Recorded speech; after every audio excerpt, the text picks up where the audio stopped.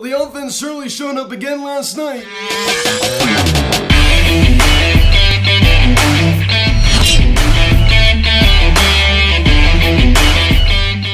Yo, what is going on, everybody? Welcome to Phillies Sensitive Media, and today we're going to recap last night's game between the Philadelphia Phillies and the Colorado Rockies, as the Phillies defeat the Rockies by a final score of 10-3. They take the second game of this four-game set as they secure at least a series split. I guess before getting into this video, please subscribe if you have not yet. Please share the bell. Please like this video, comment on this video, share this video, and let's get into this. This video is also brought to you by All Things Phillies. All Things Phillies provides a daily video of highlights from the game.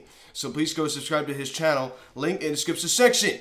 So it was another night last night, the Rockies kicking the ball all around the park, right? I mean, it just was a disgrace for them, right? I mean, you thought the Phillies had bad defense. I mean, that was just absurd. That second scoring of the ball game, when there was a wild pitch and Dom Nunez, I mean, a terrible throw. I don't even know what the heck that even was. I mean, just an absolute disgrace. That was not the only blunder of the night. So the Rockies, I mean, not very good defensively, right? Not very good heads-up play, and we talked about that in yesterday's video, and it's another theme in this video because it's pretty much the same thing happened last night. So the Rockies, man, I've been going so hard on the Phils that they're doing what the Rockies did, over the past two nights. I mean, it's just like, look like the bad news bears out there.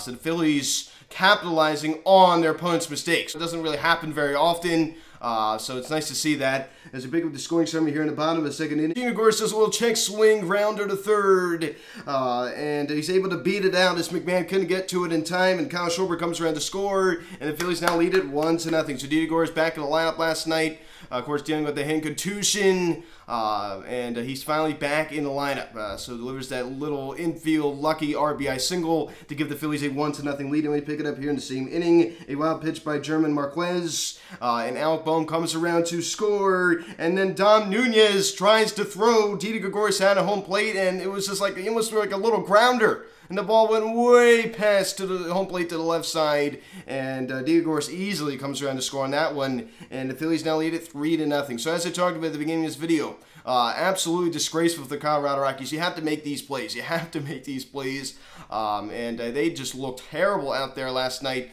So 3-0 Philadelphia. Then we pick it up here in the bottom of the fourth inning. Alec Bohm, he does it again as he singles on a sharp line drive to right field. Of course, he goes out to right field. JT Muto comes around to scores. The Phillies going to lead it 4-0. So Alec Bohm manning third, did a great job last night. Recovering on a ground ball that was hit to him. He kind of bobbled it, and then he was able to get off the bare hand and throw to first in time. Great recovery right there from Alec Bohm. We pick it up here in the same inning. Odubel Herrera El Torito doubles on a line drive to right field. And Didi Gregorius comes around to score, and the Phillies going to lead it 5-0. Odubel had a pretty good day on Saturday against the Milwaukee Brewers, and he looked great last night. Drives in Didi with his first double of the year. So 5-0 Philadelphia. Then we pick it up here in the same inning. Gene Segura singles on a line drive to center field. Odubel Herrera comes around to score, and the Phillies now lead it 6-0. So this was just great. I mean, this offense is coming alive. Yes, I understand we've taken advantage of some pretty pitiable defense, some pretty, pitiful mistakes out there by the Colorado Rockies, whether that's mental mistakes, anything they're doing out there, which is just a disgrace for them. But I mean, still, this offense is swinging good bats, the past couple of days. I mean, they've been swinging good bats. So you can't take that away from them.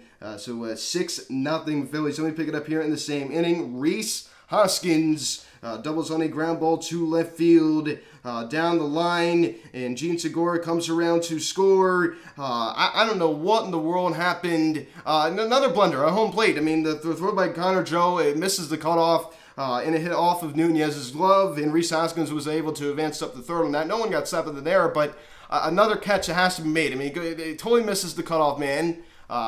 Just another mistake out there by the Colorado Rockies that gives the Phillies a 7-0 lead. Then in the top of 6 inning, this guy just absolutely kills us. As Charlie Blackmon homers on a fly ball to right field, his third of the season, and it's now a 7-1 ball game. At that time, that was Blackmon's 13th home run against the Phillies, and he'd not be done. So the Rockies going to vote now a 7-1 ball game. And we pick it up here in the bottom of the 6th inning. Odubel Herrera, I told you he wasn't done. El Torito homers on a fly ball to right center field, a 2-run shot. Also scores Didi. and the Phillies now lead it 9-1. So after they give up the home run to Blackman, they come back and get the 2-run shot from Herrera, and they now lead it 9-1. So this is a pretty sizable victory last night. I mean, 10-3 final score. So we definitely were swinging the bats well. So Odubel Herrera, it's nice to see this, man. It's great to see this. He's actually come off, with the IL with a little bit of some fire. Definitely much better production out there than Matt Viering. One of the nice things about having Matt Viering is, yes, he's a righty, and of course Herrera's a lefty, so you can kind of platoon them back and forth depending on who's on the mound that day, righty-lefty. But I think it might get to the point, if Matt Viering just doesn't pick it up, maybe Odubel Herrera is your everyday center fielder no matter what. Because Matt Viering's production out there just hasn't been there. 9-1 Philadelphia. Then we pick it up here in the same inning. Nick Castellanos in on the action. He hits a pop-up out the left field. Jose Iglesias runs out, and again, I mean, he had his back to it. He didn't even look up, and the ball just dropped. So another mistake by this Rockies defense. I never seen anything like it. I mean, it's just like, wow. They are just terrible out there. Connor Joe was able to corral that and get that in, but not before Bryce Harper was able to come around to score, and it's now a 10-1 ball game. Kind of a lucky RBI single right there for Castellanos. But hey, I mean, a RBI single is an RBI single at the end of the day. Then at the 8th inning, he does it again. As Charlie Blackman homers on a fly ball to right field. His 4th of the season, 2nd of the game, 14th career home run against the Phillies. And it's now a 10-2 ball game. So I don't understand it. As I talked about, just when he hit the other home run, he has our number. For whatever reason, he just loves hitting against us. And you saw it right there. So a 10-2 ball game. Then we pick it up here in the 7th, and I think Jose Iglesias doubles on a fly ball to right field, and Ryan McMahon comes around to score, and it's now 10-3 ball game. So that'd be your final. As the Rockies, get a little push there in the 9th, but fall short as they're down by quite the amount. So 10-3 is your final score. Phillies win the 2nd game of the series. Gene Segura with that RBI single. That was great out of him. Of course, that was his only hit of the ball game. And Gene Segura is the kind of guy that he's just been stringing a lot of one-hit games together. He hasn't really, got a lot of multi-hit games recently. And we've seen this in him in years past. Where he just strings a lot of one-hit games together. Rhys Haskins with that RBI double down the left field line. The run would have scored anyway, but still, you can count that up as another mistake by that Rockies defense, but the run would have scored anyway. And Bryce Harper, 2 hits last night. They double, and the single is heating up. He's starting to see the baseball a little more. He homered the night before, so he's starting to heat up a little bit more. He's starting to see the baseball more, so that was great to see out of him. So he also scores one of the Phil's 10 runs last night, as his average now sits at 246, a 786 OPS, almost to 800. So he's getting there. He's getting there. It's been a bit of a slow start for this year for Harper. He'll be fine. He'll be fine. I'm not really too concerned about him. Nick Castellanos with that lucky RBI single that somehow was able to drop out in left field. I cannot believe that Jose Iglesias let that happen. Nothing would surprise me though. What we've seen out of this Rockies team in the series. How bad they've kicked the ball around. And Roman Quinn gets a at-bat last night. Of course, he didn't do anything. But if you did not hear, as I forgot to talk about before, Bryson Stott option to AAA. I mean, Joe Girardi talked about how he can't stand to be the Grim Reaper. He can't stand to be the guy who goes in and tells the guy the bad news. But I understand he was hitting the ball hard, especially out in Colorado last week. But I think we all knew this was kind of coming over the past couple of days. He wasn't really getting any playing time. Really not even coming off the bench to that matter. So I think we all kind of knew this was coming. This wasn't really that big of a surprise. You know what? You can't really blame the Phillies for calling him up. I mean, coming out of spring training, he was really hot. Of course, it just didn't. That same level of success didn't flow into the regular season. He looked great on opening day. But it is what it is. He'll be back up here. I'm sure Harp's disappointed that his roommate is, of course, back down AAA. But I'm sure he understands it. Disappointing, but I get it. Disappointing, but I get it. And honestly, that's what should have happened. So now it's hard to believe, right? And of course, they did sign Roman Quinn to a minor league deal a little while ago, but he's back with the Phils again after signing that minor league deal with the Miami Marlins, leaving them, and now he's back with us again. So Roman Quinn back with the Phils. So welcome back. It's kind of funny. Of course, he did strike out last night, and JT Realmuto collecting that, also scoring one of the Phils' 10 runs. Kyle Schwarber did go hitless, but he draws 2 walks, right? So his ability to see the baseball, as I said before, second to none, right? This guy is going to draw a great amount of walks for you. He covers the plate very, very well. And the one thing about Harp, to go back to Harp a little bit, he's not really drawing a good amount of walks this year. Only 5 walks in his first 18 games. This is a guy who led the entire league in walks in 2020 with 49. And I understand that was a shortened season, but still. Still, he had 99 walks in 2019, 100 walks last year. So it's just kind of strange. I mean, only 5 walks this year so far. 5. So definitely strange. It just goes to show you a more aggressive approach. And I'd rather have him be that guy who takes his walks. And I understand that as well. And Alec Bohm, it was a big one with that RBI single. He definitely hit that ball hard, going the other way, as Alec Bohm always does. As I talked about, I'd like to see him go and pull the baseball a little bit more, but I'll take it. I'll definitely take it. Didi Gregorius. Let's not underestimate Didi Gregorius. A 316 average, a 776 OPS. And no one's really talking about this guy. Of course, he's been hurt, over the past week or so with that contusion in his hand. But, I think we need to start talking about this guy. He's looking more like the 2020 Didi. Hitting everything all around the ballpark. Joe Barrera, your Phillies Science Media Player of the Game. 2 knocks, the RBI double, and then the 2-run shot. So Duber with a fast start, with a 400 average and a 1400 OPS. So he's definitely starting off strong.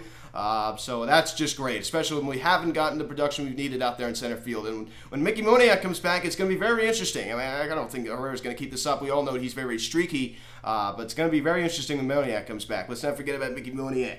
Zach Eflin start. Congratulations on 500 strikeouts, 6 innings, 2 hits, 1 run, 1 reserved, 1 walk, and 3 strikeouts. He was great. Of course, he allowed that solo shot to Torrey Blackman. Seems like any Phillies pitcher will allow a home run to him. Of course, he has 14 against us in his career, but 500 strikeouts last night. Of course, he only collects 3 last night. He's not a strikeout guy, but his fastball had movement on it. He's going against a team that has a very good offense. So I give Zach a lot of credit. He went out there and did his job last night. I mean, a solid Zach Eflin type night. So 6 innings, gets the win, his first of the season.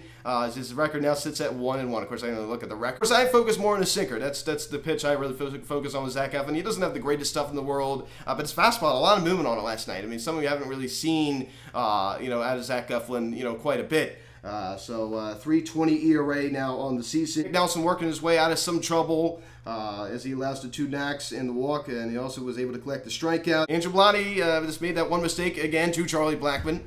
Other than that, he looked very good, striking out 2. I'm not even going to care about that. It's just Charlie Blackman kills us. There's no other way to say it. Damon Jones able to come in there and get the job done despite allowing that RBI double to Jose Iglesias. Love Joe Girardi, though. I mean, not using Brian Hand, not using Corey Knebel, not using Jerry Springer. Of course, why would you?